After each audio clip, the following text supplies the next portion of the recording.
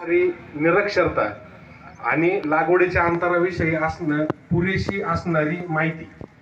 यामध्ये काही ठिकाणी मी बियाण्याच्या ज्या कंपन्या आहेत त्यांना दिलं नाही. फक्त आज जर टोमॅटोचं जर बागेत बोलायचं झालं तर पूर्ण जगामध्ये प्रत्येक टोमॅटोचं आज पर प्लांट 20 किलो उत्पन्न आहे, पण ते एकरी फक्त 2500 झाडं लावले तर, आणि आपण आज 6-6 हजार झाडं लावतो आणि पर प्लांट उत्पन्न 2-3 किलो सुद्धा जात नाही. पर झाड आपण 2-3 किलो सुद्धा उत्पन्न काढत नाही.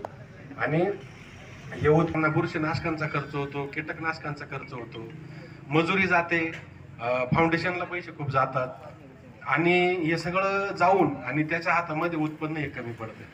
आता या 3 किलो किंवा 4 किलो जे पर प्लांट उत्पन्न शेतकरी काढतो त्याच्यातलं 1 नंबर मध्ये तो फक्त 2.5 किलो काढतो आणि 1.5 किलो हे 2 नंबर मध्ये उत्पन्न जाते. आणि आपल्या खिशाला तिथं कातीड लागते. जेव्हा उत्पन्न आपलं वाढणारच नाही तर निरंतर आपल्याला पैसा येणार नाही.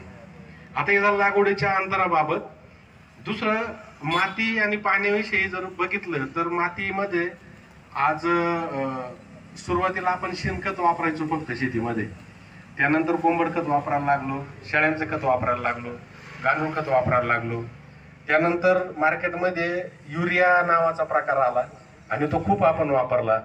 त्यानंतर डायअमोनियम फॉस्फेट आलं, सिंगल सुपर फॉस्फेट आलं. त्याच्यावेळेला डायअमोनियम फॉस्फेट आलं, जसं 1840चा शोध लागला तर कुठंतरी एका सायंटिस्टला लिक्विड खत आले.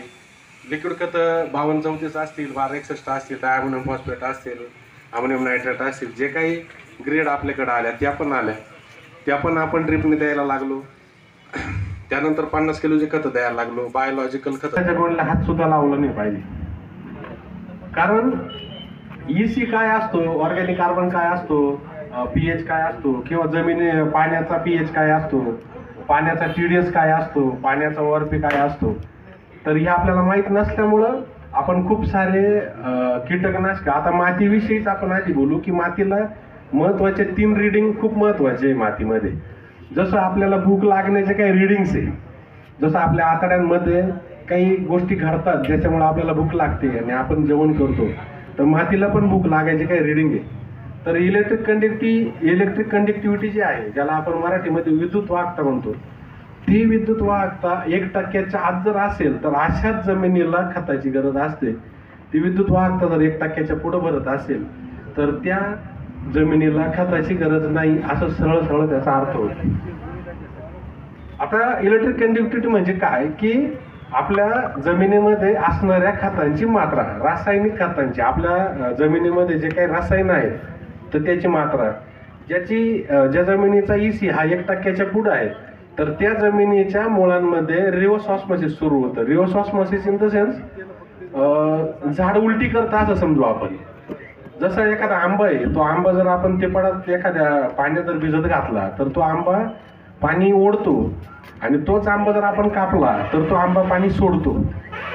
याच्या 2 प्रक्रिया, या 2 विरोधाभासी प्रक्रिया आहेत. तर आपल्याला एक लक्षात घेतलं पाहिजे की EC जर आपल्याला 1% आत असेल तर अशाच जमिनीमध्ये खतं दिली पाहिजे आणि तेव्हाच ते खतं घेतले जातात. आता EC आपण चेक करत नाही, आपल्याला मनाला वाटेल त्या पद्धतीने आपण खतं देतो.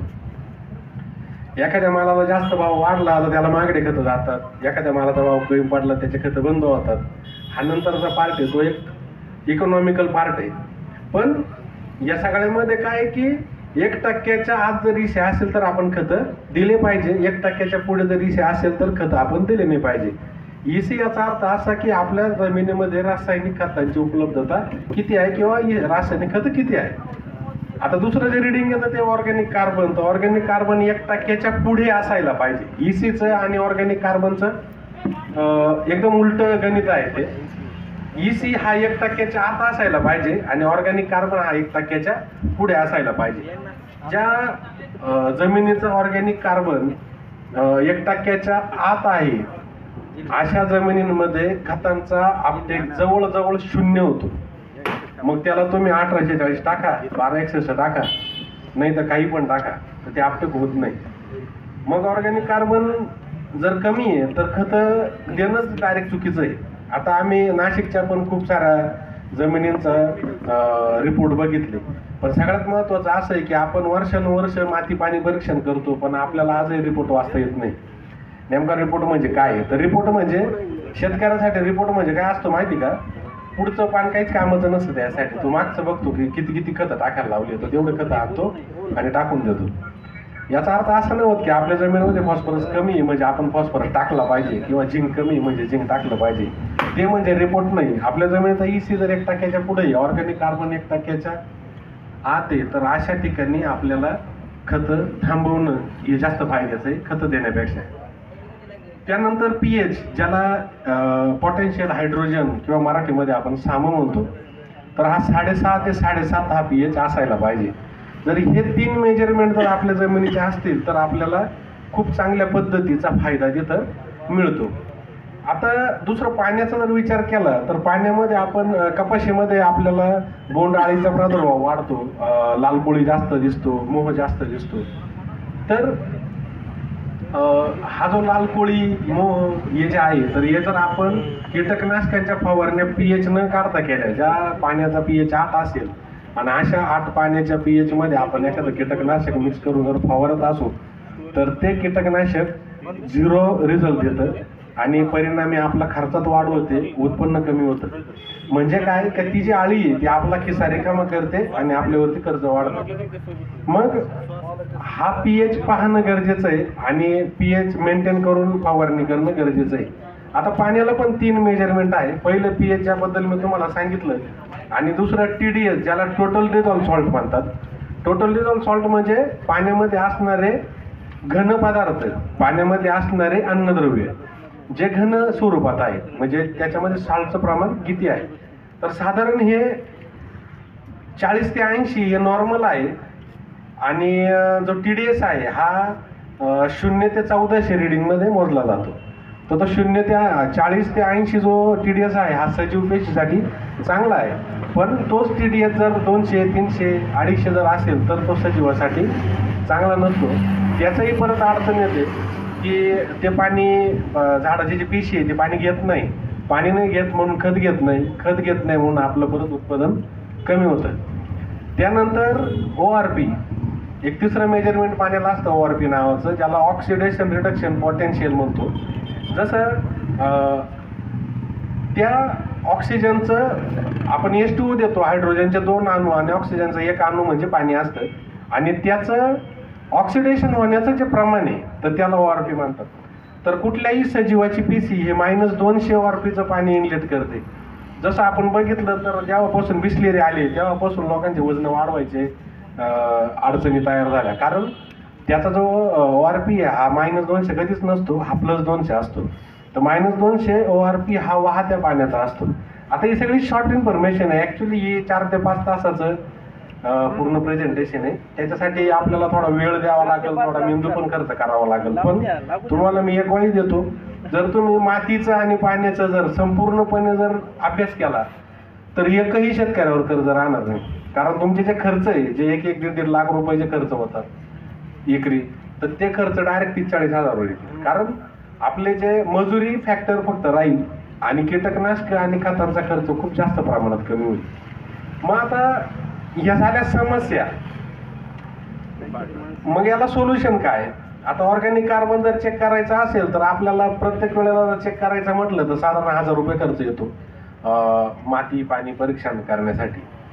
मग आता ॲक्च्युली आता मी पण 2015 पासून प्रोफेशनली कन्सल्टेशन करतो, आणि त्या कन्सल्टेशन करताना आपल्याला मर्यादा येतात जायला, तिथपर्यंत पोहोचायला, प्रत्येक प्लॉटपर्यंत पोहोचायला मर्यादा येतात. आणि आपली टीम जरी एक 10-12 जणांची जरी टीम झाली तर ती पण पोहोचायला कमी पडते, कारण शेती क्षेत्र हे खूप मोठं क्षेत्र आहे. मग याच्यामध्ये आपण जे इंट्रोड्यूस करतोय, जसं संजयजी काळे सरांबरोबर आपण जे काम आता सुरू करतोय, तर त्याला सॅटेलाइट कन्सल्टेशन हा एक नवीन प्रकार मार्केटमध्ये आलाय. आता सॅटेलाइट कन्सल्टेशन जर म्हटलं ती आता जर तुम्हाला हे सांगितलं तर तुम्हाला हे काहीतरी आतताईपणा वाटेल किंवा अतिशयोक्ती वाटेल, किंवा सॅटेलाइटवरून आपल्या शेतीचं सर्वेक्षण करणं. आता आतापर्यंत तुम्ही उतारे काढायला सॅटेलाइट वापरले असतील, किंवा जे सरकारी कर्मचारी आहेत, जे अधिकारी आहेत, आमच्याकडं पण कृषी अधिकारी आहेत, त्यांना पण आम्ही जेव्हा हे कन्सेप्ट सांगितलं तर त्यांना पण वाटलं की नाही हे काय बा सॅटेलाइटने कसं कसं शक्य आहे. तर सॅटेलाइटने शक्य अशा पद्धतीने आहे की ज्या वेळेला सॅटेलाइट याच्यातून फिरतो तर त्यावेळेला तो वेगळ्या प्रकारचा डाटा तयार करत असतो आणि तो सर्व डाटा या सॅटेलाइटमध्ये स्टोअर असतो आणि ह्या सॅटेलाइटचा डाटा एक व्हॅलिड कस्टमरला त्याचा विक्री करायचा अधिकार त्या कंपनीला असतो, जी काही वाटेवरची कंपनी असेल ती. तर तो डाटा आपण त्यांच्याकडून विकत घेऊन आपल्या जमिनीमध्ये आपण काय काय करू शकतो. त्यातून आपण पहिलं तर माती परीक्षण करू शकतो. त्याच्यामध्ये महत्त्वाचे 5 रिडिंग आपल्याला मिळतात: nitrogen, phosphorus, potash, organic carbon आणि जमिनीचा pH. राहिला विषय ECचा, तर EC आपण जागेवर EC मीटरने जर चेक केला तर साधारण 20,000 रुपयाला चांगल्या क्वालिटीचं EC मीटर मिळतं. आता ते माझ्या गाडीत पण आहे, तुम्हाला मी दाखवतो वेळाने. EC मीटर जागेवर चेक करायचं, ऑर्गॅनिक कार्बन आणि pH हा सॅटेलाइटद्वारे चेक करायचा. त्याचा फायदा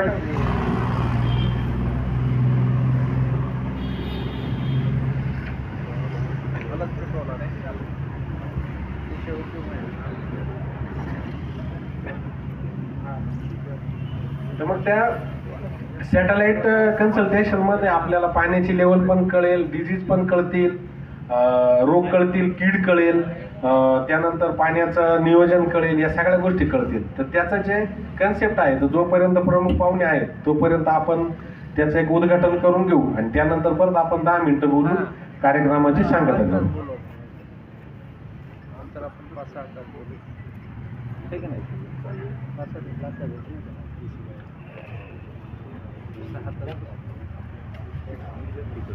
हा, धन्यवाद सर. शांताराम सरांनी आपल्याला खूप सुंदर अशी माहिती दिलेली आहे आणि ती आपल्याला परत कंटिन्यू करायची. तत्पूर्वी आपल्या पाहुण्याला जरा घाई असल्यामुळे आपण जे सॅटेलाइट कन्सल्टेशन ॲप जे आहे किंवा जे काही तंत्रज्ञान आहे त्याचं आपण उद्घाटन माननीय अध्यक्ष, उपाध्यक्ष यांच्या हस्ते करत आहोत. कृपया सर्वांनी टाळ्याच्या गजरात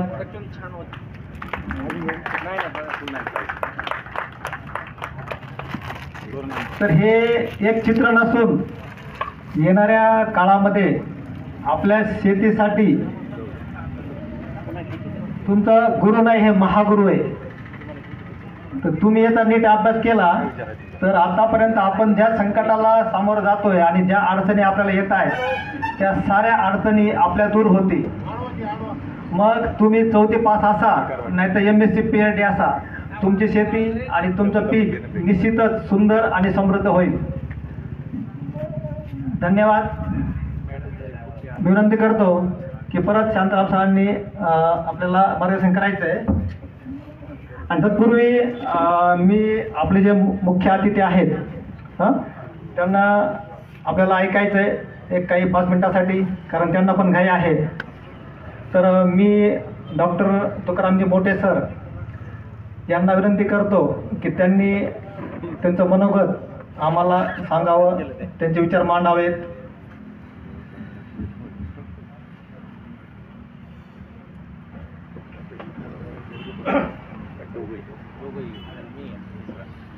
सगळं उकडत असल्यामुळे मला वाटत नाही कोणी ऐकतं.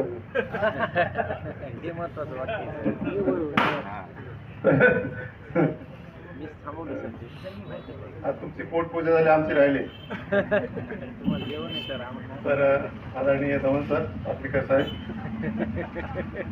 विचारपीठावर बसलेले सर्व मान्यवर शेतकरी, तर आपण आज या ॲग्री मॉलचं उद्घाटन करतोय.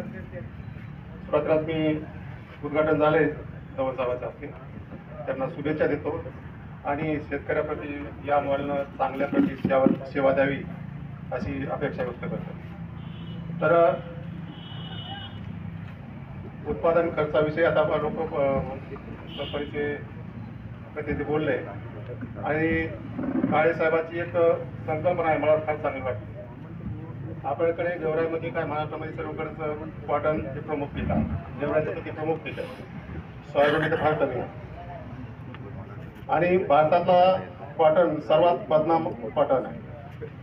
त्या कॉटनमध्ये कुठली वस्तू सापडत नाही याची म्हणजे काही सापडू शकते त्यामध्ये. दगड विटा चपला बुटं सगळं सापडतं, मीठ सापडतं, सगळं सापडतं. आणि सगळ्यात त्याच्यामुळे बदनाम कॉटन हा भारतातला आहे. त्यामुळं त्याला चांगले माल जर चांगला असेल तर जग त्याला पैसे देईल ना. आणि चांगल्या कॉटनला आणखी चांगले पैसे बाजारामध्ये मिळतात, चांगल्या कंपन्या देतात. तर एका कंपनीचा चांगला उत्पादन जर घेतलं, त्याच्यामध्ये मिक्सर जर ठेवलं नाही तर चांगले पैसे आधी भारतामध्येच त्या कंपन्या देतात. आणि तो जो प्रोजेक्ट आहे तो संजय काळे चालवणार आहेत असं मला कळालं, आणि ती फार चांगली संकल्पना आहे. तर आपल्याकडे मार्केटमध्ये जर गेलं तर जवळपास 350 कंपन्या येतात कॉटनच्या, आणि 350 कंपन्यांच्या प्रत्येकाच्या 10 जर व्हरायटी धरल्या तर सांगा किती व्हरायटी होतात त्या. म्हणजे एवढ्या व्हरायटीचं मिक्सर होतं, आणि ते घरी आल्यानंतर पुन्हा ज्यावेळेस गाडी भरली जाते त्यात आणखी मग तेवढेच कंपन्या वाढतात पुन्हा मिक्सर करायच्या. त्यामुळं चांगल्या क्वालिटीचा कॉटन पाहिजे, आणि तो धागा स्पिनिंग करताना तुटला नाही पाहिजे. हे कंपनीला असा कॉटन लागतो, तो कॉटन आपण ते करू शकत नाही. तर त्यासाठी त्यांनी जास्त म्हणजे चांगली संकल्पना ती शेतकऱ्यापर्यंत रुजवली तर निश्चित मला प्रति क्विंटल 200-300 रुपये तरी बाजारामध्ये वाढणार आहे. आणि दुसरी गोष्ट आहे की हे सगळे ऑर्गॅनिक प्रॉडक्ट आहेत. आणखी त्यांनी ऑर्गॅनिक प्रॉडक्ट वाढवावेत. तुमचा आपला जमिनीचा पिकाचा उत्पादन खर्च कशामुळे वाढतोय? आपण खतं टाकतोय पण ते लागू होत नाही, आणि ते आपण ते दिवस आपण आलेले आहेत. कारण जमिनीमधला सेंद्रिय कर्म जर कमी असेल तर तुम्ही काही टाकलं जमिनीमध्ये तर त्याची उचल होत नाही. कारण उचल करून देण्याचं काम हे जमिनीतले सूक्ष्म जीव असतात ते करत असतात, आणि त्याचं खाद्य हे ऑर्गॅनिक कार्बन. आपल्या महाराष्ट्रातल्या सर्व जमिनीचे जे माती नमुने घेतले त्यातला ॲव्हरेज जर काढलं तर ऑर्गॅनिक कार्बन म्हणजे सेंद्रिय कर्म फक्त 0.39%, आणि 1% साधारणतः असायला हवा किंवा त्यापेक्षा जास्त असायला हवा. मला सांगा किती तुम्ही टाकलेले सेंद्रिय म्हणजे रासायनिक खतं लागू होत आहे? फक्त समाधान आहे.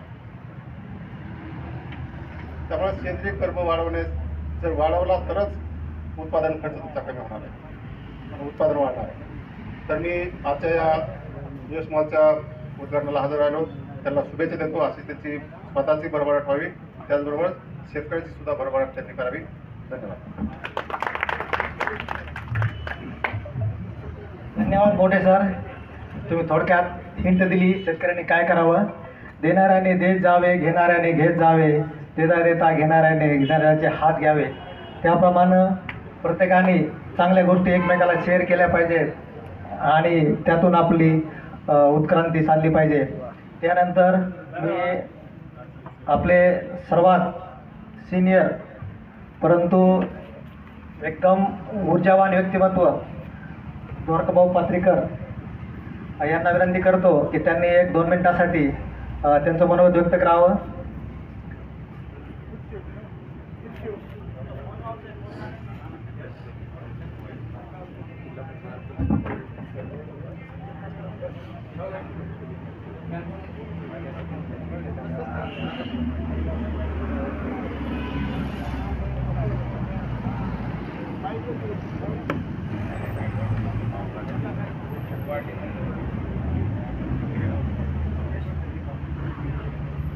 आज एवढ्या सारख्या ठिकाणी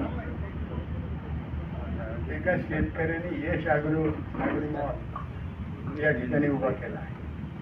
आणि त्या कार्यक्रमाला साधे सुधे नाही तर मोठे साहेब या ठिकाणी आले. धवन साहेब, अशोक म्हणजे ग्रेट, अशोक ग्रेट असं म्हणतो आपण, तेही या ठिकाणी आले. कृष्णाजी मुंडे, समाधान पगारे साहेब, म्हणजे सगळ्याचं समाधान सगळे करणारे या ठिकाणी आहेत. महाराज आहेत, काळेसाहेब आहेत. मी एवढंच सांगेन की आता मुंडे साहेबांनी सांगितलं की आपलं भलं नाही, आधी शेतकऱ्याचं भलं, तेव्हाच तुमचं भलं. शेतकऱ्याचं भलं झालं नाही तर कोणी कितीही प्रयत्न केला तर त्याचं भलं होणार नाही. म्हणून आपण शेतकरी, आता इथं भाषण ऐकतो तर शेतकरी केंद्रबिंदू आहे, आणि त्याला नजरेसमोर ठेवूनच आपण सर्व उपक्रम या ठिकाणी राबवत आहोत. मी एवढंच सांगेन की बाबा आता काय नाव साहेबांचं, हंडोरे साहेबांनी अशी बारीक सारीक माहिती दिली, बाकीच्या ह्याचे डोक्यावर नाही. ते सत्य तुम्हाला सांगा. असे कार्यक्रम आता काही मागे बसले, काही विकरणं खुर्ची आहे, ते कसं गच्च वाटला पाहिजे कार्यक्रम. आणि त्यावेळेस मग ऐकायलाही बरं वाटतं, सांगणाऱ्यालाही बरं वाटतं. ऐकणारे ऐकत नसते, सांगणारे सांगत असतात तर त्यालाही काही अर्थ नाही. म्हणून मी एवढंच सांगेल की आपण कार्यक्रमाला यायचं असलं तर बसलंच पाहिजे आणि ऐकलंच पाहिजे. कान देऊन, अगदी ध्यान देऊन ऐकलं पाहिजे, तरच आपल्या त्याच्यात प्रगती होईल. आणि पुन्हा सांगतो मागच्या मंडळींना, कधीही पुढं बसण्याचा प्रयत्न केला पाहिजे. पहिली खुर्ची नाही तर दुसरी खुर्ची. जे मागे बसतात ते मागेच बसतात. कारण की आपल्यात म्हणे कोणत्या पंक्तीला जेवायला बसलं पाहिजे, पहिल्या पंक्तीला जेवायला बसलं सर्व असतं, दुसऱ्या पंक्तीला एखादा आयटम कर, तिसऱ्याला बरंचसं कर, मग ताक पाणी कर गावच्यावाने, तर तसं होतं. म्हणून एक लक्षात, हे पुढं बसलंच पाहिजे आणि तासभर ऐकलंच पाहिजे, तरच आपल्या कार्यक्रमालाही यालाही यश येईल. कारण नावच आपलं यश ठेवलेलं आहे. म्हणून मी एवढं सांगेल की शेतकऱ्यांना आता इथं मला वाटतं कोणीतरी सांगितलं की याच्यात सगळे दुधाचे असते, सगळे काय असतं, पण ते मला वाटतं ते कापूसच असा आहे. त्याच्यापासून बूट तयार करा, त्याच्यापासून कापड तयार करा. तुम्ही जेवढे नाव सांगितले तेवढे त्याच्यापासून तयार होतं. तुमच्या कापसात थोडं थोडं असतं.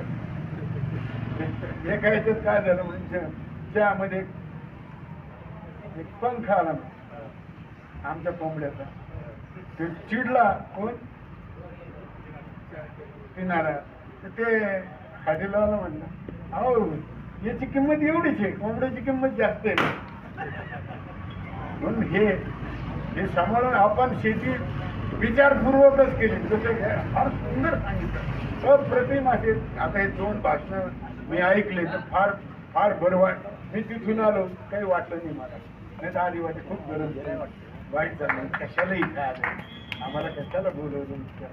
परंतु या मंडळीची भाषणं ऐकल्यानंतर उगीच आम्ही खतं टाकीत बसतो.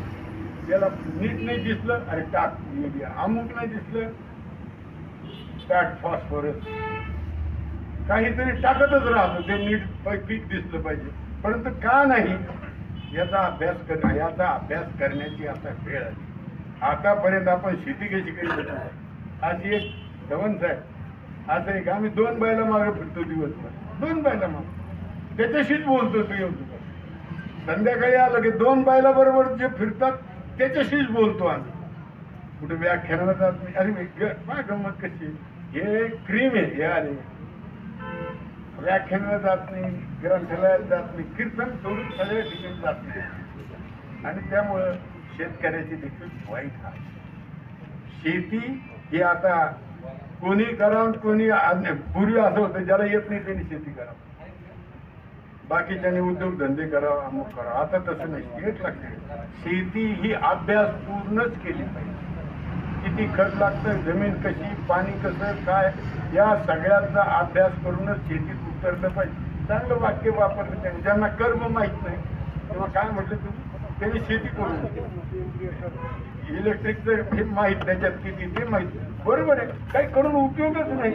मग तुम्ही कितीही प्रयत्न केले, कितीही कारखाने काढले त्यातून. म्हणून आपण ही मंडळी अतिशय विद्वान मंडळी बसते. काय खालचं पार्ट जड आहे बरं, आपलं पार्ट असते. यांच्यामुळेच हे सगळं काही भविष्य आलं. आणि आपण सर्व कष्टाशिवाय काही मिळत नाही. कोणी काही म्हणून काही राव, कष्टाला पर्याय नाही. आणि ही मंडळी बसली ना इथं, एकापेक्षा एक विद्वान आहे. भारत स्वतंत्र झाला त्यावेळेस धवन साहेब, मी दोन्ही प्रकारची शेती पाहिजे. आमची पहिली शेती पाहिली इथे, ते काय म्हणतात ऑर्गॅनिक काही घेत नव्हतं. 33 कोटी लोक उपाशी मरत होते. किती? 33 कोटी लोक उपाशी मरत, कपडा नव्हता, काही नव्हतं, अज्ञान होतं आणि त्यामुळं अतिशय परिस्थिती वाईट होती. 33 कोटीच देव होते, 33 कोटीपेक्षा जास्त महाराज होते, परंतु शेतीत लोक उपाशीच मरत होते. खात पीत त्यांना मिळत नव्हतं, पोटावर राहत होते. पोटावर ठेवा पण खायला द्या आम्हाला, इतकी वाईट परिस्थिती होती. ती परिस्थिती या मंडळींनी बदललेली आहे आणि तुम्ही कष्ट दिलेले आहे. त्यामुळं एका दाण्यापासून असंख्य दाणे दवन साहेबांनी त्यांच्या काळात, त्यांच्या अगोदरच्या मंडळीनं, आता मोठे साहेब हे सगळे बसलेले इथं, मुंडे साहेब आहेत, पगार साहेब आहेत, या सर्वांनी हे प्रयत्न केले तेव्हाच आपल्याला यश मिळालेलं आहे. काळेसाहेब तुम्ही कष्टात एखाद्या वेळेस सुरुवातीला असंच चालतं, लोकांना वाटतं काय खरं आहे का, याचाच फायदा होतो, अमुक होतं, पण तुम्ही बैठक पक्की ठेवा, कामात जोरात करा, एवढं या ठिकाणी बोलतो आणि आमच्या अगोदर शेतकऱ्याचं भलं करा, मग तुमचं भलं होईल एवढं बोलतो. धन्यवाद धन्यवाद. पत्रकार भाऊचं वय सध्या 83 आहे आणि तरी बघा या वयात सुद्धा ते एवढे जोशपूर्ण बोलतात आणि खास ह्या तज्ज्ञ मंडळीचं ऐकण्यासाठी ते इथं आले तेवढ्या दूरवरून. तर त्यासाठी आपण एक बार टाळ्या देऊन त्यांचं स्वागत करूया. आणि त्यांचं आपण काय ऐकायचं, कारण त्यांच्याकडे आज 100-125 एकर जमीन आहे आणि जमीन पण पाहण्यासारखी आहे. त्यांच्याकडे मेडिकल कॉलेज आहे, त्यांच्याकडे ॲग्रीचं कॉलेज आहे, नर्सिंग कॉलेज आहे, संस्था आहेत खूप मोठ्या आणि एवढं मोठं त्यांनी स्वतः केलेलं आहे आणि ते एक शेतकऱ्याचं मुलं आहे आणि त्यांचा अनुभव निश्चित आम्हाला कामाला येईल असं मी अपेक्षित करतो. आणि तुम्ही जे पण बोललात की बाबा व्याख्यान ऐकले पाहिजेत आणि अभ्यास केला पाहिजे, निश्चित आम्ही तसा प्रयत्न करू. यानंतर हबप गोगरे महाराज यांना विनंती करतो की त्यांनी आम्हाला आशीर्वाद पूर्ण काही बोलावेत. हरिओम. आदिनाथ नमस्कृतम शक्तियुक्तम जगद्गुरु. यश ॲग्रिकल्चर मॉलच्या उद्घाटन प्रसंगी व्यासपीठावर उपस्थित या कार्यक्रमाचे अध्यक्ष दोहाने सर आणि व्यासपीठावर उपस्थित सर्व मान्यवर, या मॉलचे चालक संजयजी काळे आणि समोर बसलेले सर्व बहुतेक शेतकरी नाहीतच, बहुतेक शेतकरी नाही, समोर शेतकरी किती आहेत, जर हात वर करायला लावले तर 10 बनतील माझ्या माहितीप्रमाणे. शेतकरी किती आहेत हा प्रश्न जेव्हा निर्माण होतो शेती संबंधीचा आणि मोबाईलवरती सगळ्यांच्या जाहिरात दिलेल्या असताना काळेंनी शेतकरी या ठिकाणी उपस्थित नाही आहेत. खरोखर नवीन तंत्रज्ञानाने 72 मध्ये आम्ही दुष्काळामध्ये अन्नाने परेशान होतो, पाणी मुबलक होतं 72 मध्ये पण अन्न उपलब्ध नव्हतं. पण 72च्या नंतर म्हणजे 70च्या नंतर आजच्या परिस्थितीमध्ये आपण परिवर्तन जर बघितलं तर शेतीच्या उत्पादनामध्ये या लोकांनी केलेली प्रगती, यांनी केलेलं संशोधन जे व्यासपीठावर बसलेले आहे निश्चितपणे अतिशय स्तुत्य प्रवृत्ती ते म्हणता येईल. त्यांनी जे शेतीमधले नवीन नवीन शोध लावलेले आहेत आणि त्या शोधाच्या माध्यमातून आज शेतीचं उत्पन्न म्हणजे त्या काळापेक्षा आपण 50 वर्षापूर्वीपेक्षा आज जर बघितलं तर कितीतरी पटीने, आणि भारत आज शेतीमालाच्या बाबतीमध्ये पूर्णपणे अगदी भक्कम झालेले असं म्हणायला काही हरकत नाही. आणि असे तज्ज्ञ लोक या ठिकाणी आज आपल्यासमोर उपस्थित आहेत, त्यांचं व्याख्यान ऐकायचं आहे. अर्थात मी एक शेतकरी आहे, महाराज नंतर आहे, अगोदर मी शेतकरी आहे, त्याच्यामुळे शेतीत काय अडचणी आहेत, शेती काय असते मी चांगलं अनुभवलेलं आहे. म्हणजे 1977 पासून शेतीच करतोय मी. शेती हा माझा मुख्य व्यापार आहे, म्हणजे शेती हा माझा मुख्य व्यवसाय म्हटलं तरी चालेल. बाबागिरी वगैरे काही करत नाही मी. आणि त्याच्यामुळे बाबागिरी वेगळी गोष्ट आहे. आता 130, 132, 33 माणसं मारले एका बाबाने, बाबागिरी वेगळी गोष्ट आहे. आणि तिची करतो, ती शेती करून जगणारा प्राणी आहे, त्याच्यामुळे काही प्रश्न नाही. आणि नवीन तंत्रज्ञान आपल्याकडे आलेलं आहे, पण दुर्दैवाची गोष्ट आहे नवीन तंत्रज्ञानाने श्रीमंत माणसं पोहून निघतायत. नवीन तंत्रज्ञानाने श्रीमंत माणसं पोहून निघतायत आणि गरीब माणसं त्याच्यामध्ये बुडतायत. ते बुडता का आहेत हे सांगण्याचा प्रयत्न या लोकांनी करावं एवढीच मी अपेक्षा करेल. का 98% लोकांवरती कर्ज आहे असं तुम्ही म्हणता आजही, म्हणजे तो गरीब माणूस आहे. तुम्ही तंत्रज्ञान एवढं वाढवलं आहे विकास एवढा केलेला आहे, पण तरी तो आहे तिथेच आहे. याच्या कारणांचा शोध आम्ही कधी घेतच नाहीये. जो सामान्य माणूस तंत्रज्ञानाने हे सुधारले, व्यापारी सुधारले, तंत्रज्ञानाचा वापर करून आम्ही समजा JCB सारखं तंत्रज्ञान आलं आहे. JCB सारखे तंत्रज्ञान एका श्रीमंतानं JCB खरेदी केली आणि JCBतून तो परत श्रीमंत होत गेला आणि आम्ही मात्र JCBचा उपयोग फुलं उधळण्यासाठी करतो मूर्खासारखे. आम्ही JCBचा उपयोग फुलं उधळण्यासाठी करतो मूर्खासारखे. JCBचा उपयोग श्रीमंत होण्यासाठी करायचा असतो का JCBचा उपयोग फुलं उधळण्यासाठी करायचा असतो? याची अक्कल नसलेले आम्ही, त्याच्यामुळे आम्ही खड्ड्यात जातो. त्याच्यामुळे आम्ही निश्चितपणे तंत्रज्ञानाचा उपयोग करून स्वतःचा विकास कसा करून घ्यायचा याच्यापेक्षा तंत्रज्ञानाने आम्ही वाईट गोष्टी करण्याचा प्रयत्न करतो आणि त्याच्यामुळे जीवनामध्ये आम्ही निश्चितपणे बुडत जातो असं मला म्हणायचं आहे. म्हणून मी एक स्पष्ट असं वाक्य सांगितलं आहे की नवीन तंत्रज्ञानाने शेतीमध्ये आता नवीन तंत्रज्ञान खूप प्रमाणामध्ये आलेलं आहे, पण त्याच्यामधून व्यापारी सुधारायला त्याच्यामधनं व्यापारी सुधारायला लागलेला आहे. ॲग्रीचे दुकानं टाकणारे सुधारायला लागलेले आहेत आणि त्यांना म्हणजे आम्ही जातो तेव्हा पहिल्यांदा बी घ्यायला उधार घेतो आणि जेव्हा आम्ही कापूस विकतो त्याच्यानंतर त्याचे व्याजासकट पैसे देतो. त्याच्यानंतर आम्ही आहे तिथेच असतो. ही एक साध्या दुर्दैवाची गोष्ट आहे की नाही? शेतकरी हसतायत तर ही आमची परिस्थिती आहे शेतकऱ्यांची. आम्ही बियाणं खरेदी करायला जूनमध्ये जेव्हा जातो ना तेव्हा उधार खरेदी करतो, खती उधार खरेदी करतो आणि शेवटी जेव्हा कापूस विकतो ना आम्ही आणि कापूस विकल्यानंतर त्या दुकानदाराचे पैसे देताना त्याला व्याजासकट द्यावे लागतात. तो नुसते बियाण्याचे पैसे घेत नाही, व्याजासकट त्याला पैसे द्यावे लागतात. म्हणजे कमवलेला आम्ही व्याजामध्ये घालतो, आम्ही आहे तिथेच असतो. ही जी प्रवृत्ती आहे ही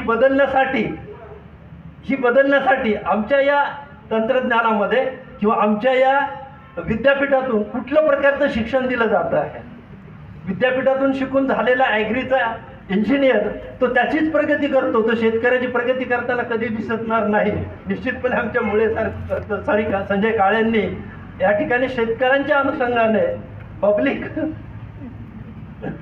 लिमिटेड म्हणजे पब्लिकच्या माध्यमातून सर्वांच्या माध्यमातून शेतकऱ्याच्या विकासासाठी टाकलेला हा प्लॅन्ट जो आहे गेवराईमध्ये निश्चितपणे त्याच्यातून सामान्य शेतकऱ्यांचा बेनिफिट होत राहील, सामान्य शेतकऱ्याची उन्नती होत राहावी आणि त्याचबरोबर त्यांचा व्यवसाय जो आहे त्या व्यवसायाची उन्नती होत राहावं हीच भगवंताच्या चरणी प्रार्थना करतो आणि माझे 2 शब्द संपवतो. हरिओम तत्सत. धन्यवाद महाराज, खूप सुंदर आपण आम्हाला मार्गदर्शन केलं. खरोखर त्यांनी एक महत्त्वाचं वाक्य विचारलं की नवीन तंत्रज्ञानामध्ये श्रीमंत माणसे पोहत आहेत आणि गरीब माणसं बुडत आहेत. किती वाईट गोष्ट आहे बघा. त्याचं कारण काय आहे की 97% लोक परिवर्तनाला सामोरं जात नाहीत आणि 3%च लोक फक्त परिवर्तन स्वीकारतात. म्हणून 3% लोक सतत पुढे असतात. जर तुम्हाला 3% जायचं असेल तर निश्चित तुम्ही परिवर्तनवादी व्हा. यानंतर मी विनंती करतो आमचे डॉक्टर मच्छिंद्र मुंडे हे डॉक्टर आहेत. सुगंधी वनस्पती, चिया, अश्वगंधा ज्यामधून कमी वेळामध्ये आपण चांगले पैसे कमवू शकतो असा त्यांनी लोकांना एक संदेश दिलेला आहे आणि खूप साऱ्या लोकांना चांगलं इन्कम पण करून दिलेलं आहे. आता अश्वगंधा काय आहे, सर्पगंधा काय आहे, त्याच्यानंतर चिया सीड काय असतं हे तर ते सांगणार नाहीत, पण त्यांना फक्त 2 मिनिटासाठी मी विनंती करतो की त्यांनी त्यांचं मनोगत व्यक्त करावं आणि त्याच्यानंतर कधी वेळ आली तर निश्चित आपण शेतकऱ्याला बोलवून आपल्याला व्यवस्थित गायडन्स त्यांना करायला लावू. धन्यवाद. धन्यवाद इंगळे साहेब. आजच्या कार्यक्रमाचे अध्यक्ष माननीय धवन साहेब, आमचे गुरुवर्य द्वारका भाऊ, पात्रीकर भाऊ आणि आजच्या कार्यक्रमाचे प्रमुख पाहुणे मोठे साहेब आणि व्यासपीठावर असणारे आत्ताच ज्यांनी चांगल्या त्यांच्या भाषेतून हरिभक्तपरायण उगे महाराजांनी आपल्याला संदेश दिला आणि बाकी मान्यवर आणि सगळ्यात महत्त्वाचं तुम्ही एवढ्या गरमीत देखील ऐकताय म्हणून तुमचे देखील सगळ्यांचे मनापासून हार्दिक असं स्वागत करतो. आणि मला सरांनी सांगितलं 2च मिनटं बोलायचं आहे म्हणून मी देखील 2च मिनटं बोलतो. बघा, कारण इथं बोलायला ज्यांचं भाषण आपल्याला किंवा ज्यांची संकल्पना ऐकायची आहे असं ज्यांनी मराठवाडा कृषी विद्यापीठाचं म्हणजे कुलगुरू पद हे भूषवलेलं आहे त्यांच्या काळामध्ये काय प्रगती झाली हे सगळ्यांना माहिती आहे. आपले बरेचसे तर BSc ॲग्रीचे इथं काही स्टुडंट आहेत किंवा त्यांचे विद्यार्थी आहेत, त्यांना देखील आपल्याला ऐकायचं आहे. पण मी फक्त थोडक्यात माझं मत व्यक्त करतो.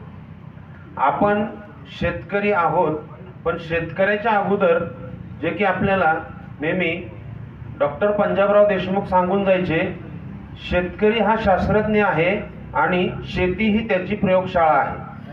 हेच नेमकं आपण विसरून गेलेलो आहोत. आपण आत्ता काय करत आहोत, जे शेजाऱ्यांनी केलं तेच आपण करण्याचा प्रयत्न करत आहोत. असा शास्त्रज्ञ कुठलाच नसतो. तो त्याच्यामध्ये इन्व्हायरमेंट काहीतरी होईल किंवा बदल काहीतरी होईल असा जो प्रयत्न करतो तोच खरा शेतकरी प्रगती करू शकतो. याला भरपूर काही पर्याय आहेत किंवा भरपूर काही माध्यमं आहेत. जेवढे माध्यमं आहेत तेवढ्याच नंतर पुन्हा अडचणी आहेत. पण याच्यावरती सोल्युशन म्हणून आत्ता ज्या म्हणजे सॅटेलाइट कनेक्टिव्हिटीद्वारे शेती कशी करायची याचं जे नंतर मार्गदर्शन तुम्हाला सविस्तर सांगितलं जाणार आहे.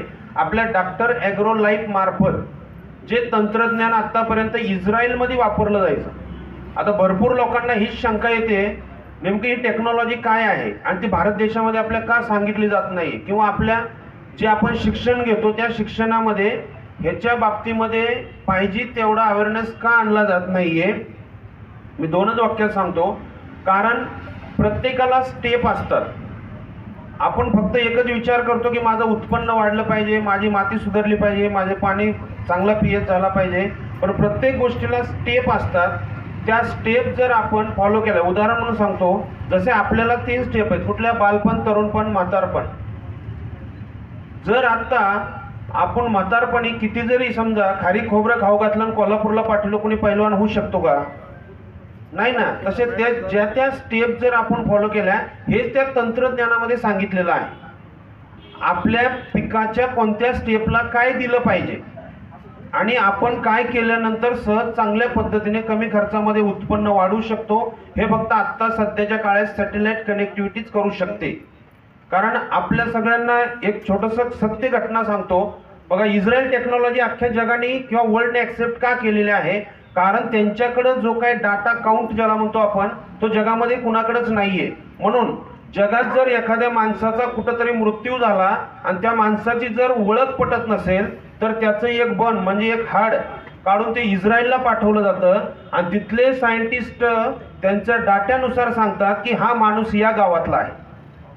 आपल्या गेवराईचं नाही सांगत मी, अख्ख्या जगाचं सांगतोय.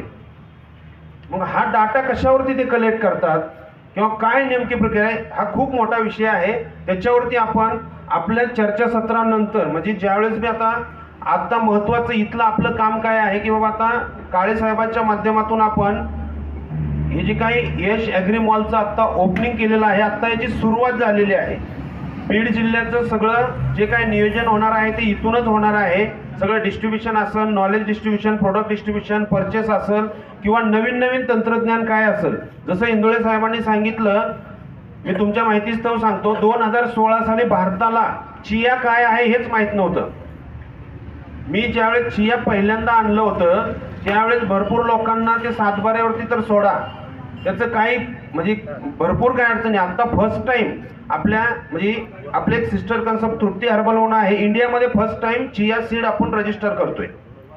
असे वेगवेगळे 20 क्रॉप आहेत की जे तुम्ही अगदी कमी खर्चामध्ये चांगल्या उत्पन्नाचे घेऊ शकता आणि त्याचे जे फायदे आहेत ते प्रचंड आहेत. कारण आता बाजरी, ज्वारी, गहू खाऊन, जसं सरांनी मग सांगितलं ना, बिस्लरीचे पाणी पिऊन त्याच्यानंतरचे जे खर्च वाढणार आहेत ना, मेक्सिको सारखा देश याच्यावरती संशोधन त्यांनी 80 वर्षापूर्वी केलं आणि चिया त्यावेळेस डेव्हलप केलं. तिथं जसं आपलं परभणी कृषी विद्यापीठ आहे तसं चिया युनिव्हर्सिटी आहे. त्यांना माहिती की आणखी 50 वर्षानंतर माणसाला आहार कोणता लागणार आहे आणि ते जर आहार आपण शेतामध्ये पिकवला म्हणून जगाने मान्यता त्याला सुपरफूड म्हणून केलं. म्हणजे असे वेगवेगळे खूप सारे विषय आहेत. आपल्याला ते यश ॲग्री मॉलच्या माध्यमातून ते सगळे काही आता आपल्या याच्यातून ते तुम्हाला, आणि तुम्ही भाग्यवान आहात की आपल्या गेवराईमध्ये त्याची सुरुवात झाली. आणि काळे साहेबांना आणि तुम्हाला सगळ्यांना देखील मी शुभेच्छा देतो आणि थांबतो. धन्यवाद. धन्यवाद मुंडे साहेब. बघा असं म्हटलं की 2 मिनिटं म्हणले तरी हा माणूस बघा किती बोलला. असा प्रॉब्लेम आहे. कारण इथं जे आहेत सारे रथी महारथी आहेत आपल्या फील्डमधले. तरी मी दीप्ती पाडगावकर ज्या ताई आहेत, कार्यक्रम समन्वयक कृषी विज्ञान केंद्र खामगाव, 2 मिनिटात त्यांचं मत व्यक्त करतील आणि त्या लगेच नंतर आपल्याला सरांना ऐकायचंय. धन्यवाद ताई. या व्यासपीठावरील उपस्थित आदरणीय माजी कुलगुरू सर, आमचे मोठे सर, तसेच व्यासपीठावर उपस्थित असलेले सर्व मान्यवर आणि महत्त्वाचे, आज आपण ह्या ठिकाणी एवढं उन्हाळ्यामध्ये सुद्धा सगळेजण बसलेले आहात, सर्व समोर बसलेले शेतकरी वर्ग, अधिकारी वर्ग. आणि आज पहिल्यांदा यश ॲग्री मॉल सुरुवात झालेली आहे, त्यासाठी मी संजय काळे सर आणि त्यांच्या संपूर्ण कुटुंबांना हार्दिक अभिनंदन करते. सर, खरोखरी आपण गेवराई तालुक्यासाठी एक नाविन्यपूर्ण उपक्रम ह्या ठिकाणी आपण आणलेला आहात. त्या माझ्या इथे असलेले सर्व शेतकरी बांधवाला आणि बीड जिल्ह्याचे सर्व शेतकरी बांधवाला नक्की याचा खूप फायदा होणार आहे. आणि दुसरी गोष्ट की आपण देशाची किंवा काळाची जी गरज आहे सेंद्रिय, आणि मगाशी सराने पण सेंद्रिय कर्मविषयी जे बोललेले आहेत, तर खरोखरी आपण सगळे प्रोडक्ट्स इथे आतमध्ये जेवढं पाहिलेलं आहे बऱ्यापैकी सेंद्रियच दिसत आहेत. तर नक्कीच आपल्या शेतकऱ्यांना एक चांगले व्यासपीठ आपण उपलब्ध करून दिलेलं आहात, ज्या ठिकाणी प्रोडक्ट पण भेटणार आहे, माहितीसाठी प्रशिक्षण केंद्र पण आहे. तर असे एक नाविन्यपूर्ण आपण उपक्रम ह्या ठिकाणी राबवलेले आहात. तर ह्यासाठी मी आपल्याला कृषी विज्ञान केंद्राच्या वतीने आणि माझ्या स्वतःच्या वतीने आपल्याला खूप अभिनंदन आणि आपल्या सर्वांना पुढचे वाटचालीसाठी मी शुभेच्छा देते की आमच्या शेतकऱ्यांसाठी एक नाविन्यपूर्ण उपक्रम आपण ह्या ठिकाणी राबवून दाखवून दिलेले आहात. आणि नक्कीच यामुळे आपला गेवराई तालुका नव्हे बीड जिल्हा आपण एक चांगले शेतीमध्ये एक चांगले आपण उपक्रम ह्या माध्यमातून आपण राबवलेला आहेत आणि चांगले आमच्या शेतकऱ्यांना याचा फायदा होणार आहे. ह्या ठिकाणी एवढंच मी 2 शब्द बोलणार आहेत, कारण खूप उशीर झालेला आहे आणि आपल्याला प्रमुख अतिथी जे आपले आजचे मान्यवर आहेत त्या सरांचे आपल्या सर्वांना ऐकायचे आहे. तेवढं सांगून मी माझे 2 शब्द संपवते आणि मला जे बोलण्याची संधी दिला त्यासाठी मी आयोजकांचे धन्यवाद म्हणते. धन्यवाद दीप्ताई. त्यांनी आपल्याला छान मार्गदर्शन केलं. ते जर बोलल्या की चांगलं सुरू केलेलं आहे, सुरू केलं नाही तर वेळोवेळी तुमची आम्हाला गरज भांडणार आहे. जेव्हा सापडेल तेव्हा तुम्ही निश्चित या. तर मी आतापर्यंत आपण थांबलात खूप वेळापासून आणि ज्या सरांना आपल्याला ऐकायचं आहे त्यांच्याकडनं आपल्याला ज्ञानाचे जे काही भांडार त्यांचे आहे ते तेवढं देतील. तर त्यांना विनंती करतो की त्यांनी कृपया यावं आणि आमचं मार्गदर्शन करावं. धन्यवाद सर. या.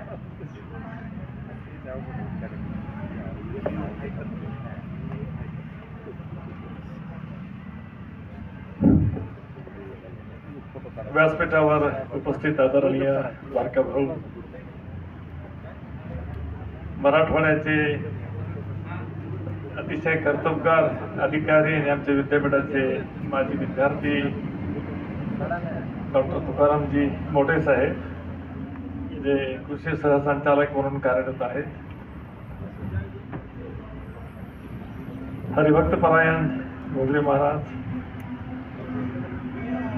यश ॲग्रोमॉलचे मुख्य प्रवर्तक आणि माझे विद्यार्थीच श्रीयुत संजयजी काळे, कृषी विज्ञान केंद्राच्या समन्वयक दीप्ती मॅडम, माझे इतर सर्व सहकारी कृषी विज्ञान केंद्रातले उपस्थित शेतकरी बंधूंनो, सर्वप्रथम मी यश ॲग्रोमॉलचं रीतसर उद्घाटन झालं असं जाहीर करतो आणि या उपक्रमाला मी सुयश चिंतितो. 1985ला मी प्राध्यापक म्हणून तत्कालीन मराठवाडा कृषी विद्यापीठामध्ये रुजू झालो. आजचं वसंतराव नाईक मराठवाडा कृषी विद्यापीठ. आणि हा जो प्रवास आहे माझा 1985 ते 2022ला मी कुलगुरू म्हणून निवृत्त झालो. साधारणतः 20 आणि 15, 35 वर्षाचा हा प्रवास माझा अतिशय आनंददायी राहिलेला आहे. त्याचं कारण असं आहे की त्या काळामध्ये मी सहज मोठे साहेबांना विचारलं की तुमचं ॲडमिशनचं वर्ष कोणतं, तर त्यांनी कानात सांगितलं 1984चं वर्ष आणि मी 1985ला जॉईन झालो. आता त्यांना वर्गात मी शिकवलं की नाही मला काही आठवत नाही, परंतु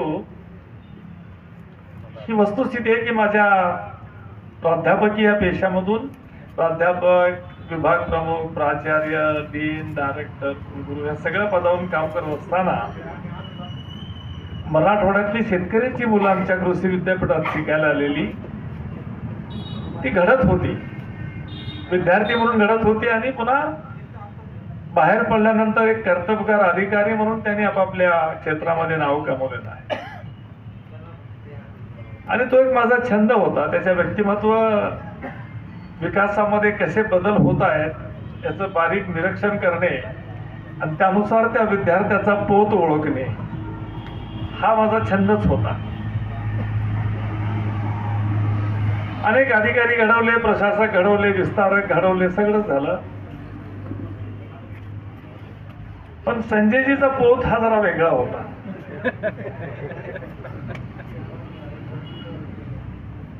ते विद्यार्थी म्हणून एका वेगळ्या वाटेवर जाणार असं त्यांचं चालचलन म्हणतो आपण, त्या अवस्थेमध्ये जसं मुलाचे पाय पाळण्यात दिसतात असं वाटायचं की हा गडी काही सरकारी नोकरी करण्याच्या भांगडीत पडणार नाही. बाकी इतर गोष्टीवर मी प्रकाश टाकणार नाही. कारण विद्यार्थी म्हणून विद्यार्थी सुलभ अवस्थेमध्ये विद्यार्थ्याचे अनेक सुप्त गुण प्राध्यापकाला कळत असतात. आणि परंतु जे विद्यार्थी एका वेगळ्या वाटेनं चालण्याकरताच विद्यार्थी म्हणून आलेले असतात तर ती वाट त्याच वेळी मला जाणवली होती. अर्थात प्रत्येक जणाचीच आम्हाला गरज आहे. आम्हाला कृषी विद्यापीठामध्ये फक्त शास्त्रज्ञ आणि अधिकारीच घडवायचे नाहीत, तर आम्हाला उद्योजक घडवायचे आहेत, शेतकरी घडवायचे आहेत. आणि राज्याच्या सभागृहात शेतकऱ्यांचे प्रश्न पोटतिडकीनं मांडणारे आम्हाला पुढारीही घडवायचे असतात.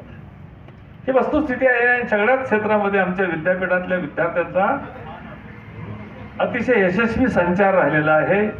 त्याचा कुलगुरू म्हणून मला सार्थ अभिमान पण आहे.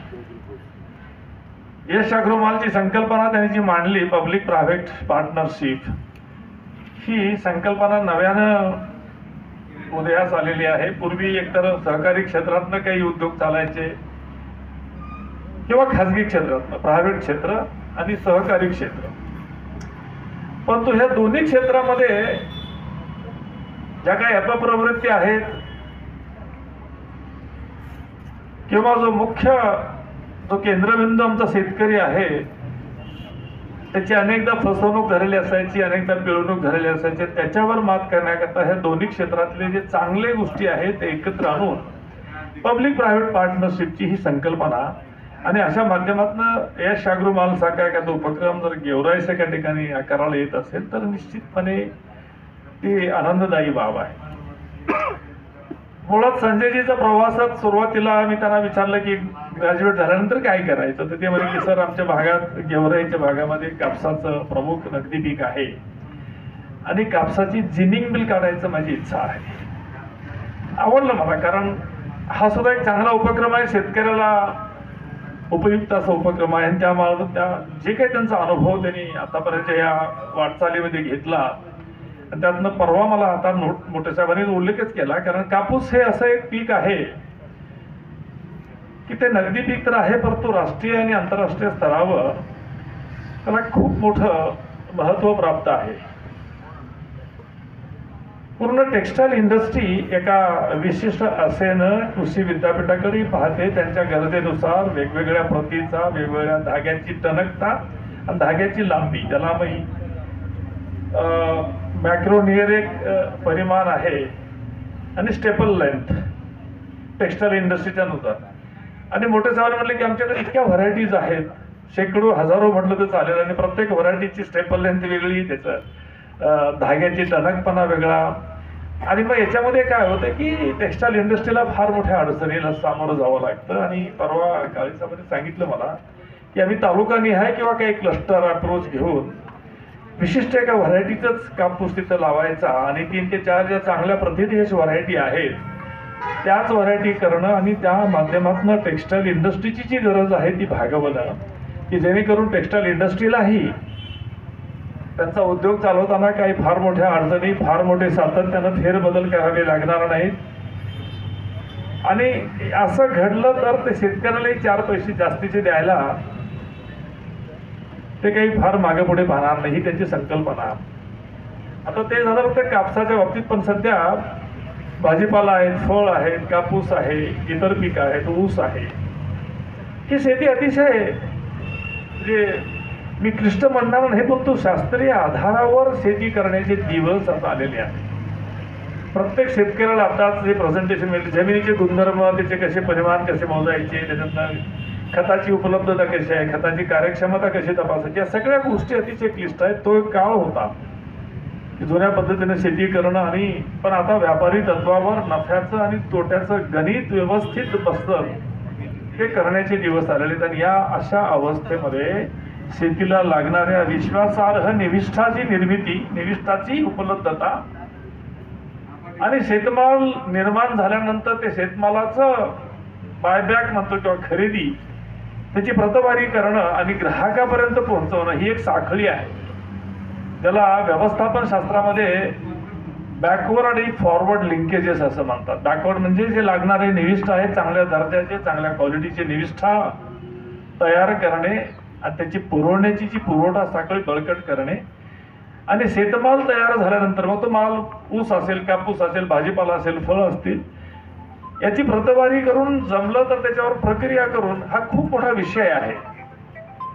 आणि ही एक सुरुवात आहे. खरं तर गंगेची सुरुवात जिथं असते तिथे गंगा छोटी दिसते आपल्याला अतिशय, पण जशी जशी ती विस्तारत जाते आणि गंगासागरला ती समुद्राच्या स्पर्धेत असते ती गंगा, तसा हा विषय आहे शेतीमधला. अनेक पिकं आहेत, अनेक प्रकारचे मार्केट आहेत, अनेक प्रकारचे ग्राहक आहेत, प्रत्येक ग्राहकाच्या विशिष्ट अपेक्षा आहेत, आणि या सगळ्यांच्या अपेक्षेला पूर्तता करण्याकरता हा एक सुरुवातीचा टप्पा आहे. आणि भविष्यामध्ये जितके शेतकरी, आता याच्यामध्ये केवळ पब्लिक प्रायव्हेट पार्टनरशिपमधले समाविष्ट शेतकरीच असून भागत नाही, तर विद्यापीठाचा सहभाग, आमच्या कृषी विज्ञान केंद्र इथं अगदी तुमच्या हाकेच्या अंतरावर आहे, त्यांचाही सहभाग, तांत्रिक ज्ञान देण्याचं, तांत्रिक प्रशिक्षण देण्याचं काम ते करतायत. मोठे साहेबांसारखे जे कर्तव्यदक्ष अधिकारी आहेत ते धोरणात्मक बाबीच्या माध्यमातून शेतकऱ्यांना कसा आपल्याला सपोर्ट देता येईल त्याचं सातत्यानं नियोजन आणि विचार करत असतात. आणि तुम्ही शेतकरी स्वतःला स्वतःची मदत, विषय खूप मोठा आहे. परंतु आणि आपण आता डिजिटल क्रांतीच्या उंबरठ्यावर शेती आमची उभी आहे, भारतातली शेती, त्याचे आयाम पण खूप मोठे आहेत. आज इतकं सोपं झालेलं आहे की मला सांगायला, एक अनुभव सांगायला आवडेल. कोरोनाच्या काळामध्ये सगळं जग बंदिस्त झालं होतं, पण आमचं विद्यापीठ डिजिटल तंत्रज्ञानाच्या माध्यमातून शेतकऱ्याच्या सोबत सातत्यानं होतं. त्याचं कारण आहे, संध्याकाळचे आमचे विस्तार कार्य सगळे त्यांच्या कार्यशाळा असायच्या, डिजिटल माध्यमातून हजारो शेतकरी जोडलेले जायचे. मी स्वतः कुलगुरू म्हणून कुलगुरूच्या घरात राहून त्या कार्यशाळेमध्ये सहभागी असायचो. मी आमचे तज्ज्ञ पहिल्यांदा व्याख्यान द्यायचे आणि नंतर प्रश्नोत्तराचा विषय असायचा 10 ते 15-20 मिनिटाचा. आणि जेव्हा वेगवेगळ्या भागातनं शेतकरी प्रश्न विचारायचे, मला स्वतःला अतिशय आनंद वाटायचा, अभिमान वाटायचा आमच्या विस्तार यंत्रणेचा आहे. खरं तर आमचं विद्यापीठ हे मराठवाड्यापुरतंच कार्यक्षेत्र ठरवून जन्माला आलेलं होतं, परंतु डिजिटल युगामध्ये त्याचं कार्यक्षेत्र केवळ मराठवाडा राहिलेलं नाही, तर संपूर्ण महाराष्ट्रभर आणि महाराष्ट्राच्या पलीकडं जेव्हा कोणीतरी एखादा शेतकरी हात वर करायचा, त्या डिजिटल पडद्यावर दिसायचा त्याचा हात, आणि तो म्हणायचा की मी कर्नाटकाच्या आणि महाराष्ट्राच्या बॉर्डरमध्ये मराठी भाषिक जी गावं आहेत त्या गावातनं बोलतोय. चिकोडी, बेळगाव, सांगली डिस्ट्रिक्टच्या आसपासची गावं, किंवा इकडं आंध्राच्या बॉर्डरचे काही मराठी भाषिक गावं, तिथून जेव्हा शेतकरी हात वर करून आमच्या शास्त्रज्ञाला काही प्रश्न विचारत होता आणि त्याची उत्तरं त्याला मिळत होती, तेव्हा मनोमन मला धन्य वाटत होतं की डिजिटल युगामध्ये मी कुलगुरू म्हणून काम करतो. आणि ही सुरुवात आहे. भविष्यामध्ये अजून खूप मोठी संधीची दालने ह्या डिजिटल तंत्रज्ञानाच्या माध्यमातून उघडणार आहेत. त्याचा सगळ्यांना आपल्याला अतिशय फायदा होणार आहे. आणि त्या दृष्टिकोनाला डिजिटल तंत्रज्ञानाचा वापर करण्याची क्षमता आमच्या शेतकऱ्यांमध्ये आज बिंबवणं गरजेचं आहे. त्या माध्यमातून आम्ही काम करणं गरजेचं आहे. की मला असं वाटतं की वेळ खूप झालेला आहे, विषय खूप मोठा आहे, त्याचं व्याप्तीही खूप मोठी आहे.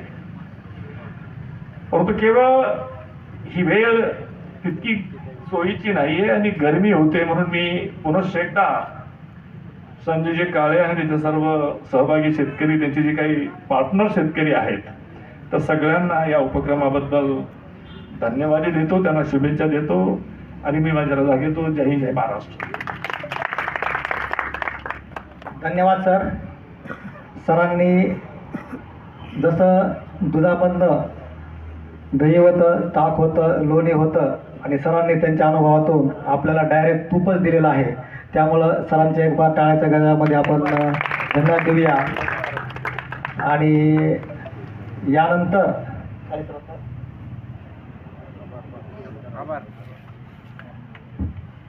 तर यानंतर आपला कार्यक्रम आता संपलेला आहे. असं गृहीत धरून आपले जे आता पुढची पिढी जी आहे, यश काळे, तर त्यांना मी मंचावर बोलवतो. त्यांनी थोडं आभार प्रदर्शन करायचं आहे आणि त्याच्यानंतर जे शेतकरी इथं उपलब्ध आहेत किंवा उशिरा आलेत तर त्यांना पण जे agro life, doctor agro life काय तंत्रज्ञान आहे हे त्यांना विनंती आहे की जरी मान्यवर गेले तर एक 10 ते 15 मिनटं तुम्ही याच ठिकाणी थांबून ते समजून घ्या. योग आलेला आहे, परत असा योग येणार नाही लवकर. त्यामुळं परत आपण शांताराम सरांना नीट ऐकून घेऊया की 15 मिनिटात नेमकं काय भानगड आहे म्हणजे सॅटेलाईट तंत्रज्ञान. तर यशला विनंती आहे की यशने थोडं आभार प्रदर्शन करावं आणि नंतर परत आपण कार्यक्रम कंटिन्यू करूया. धन्यवाद.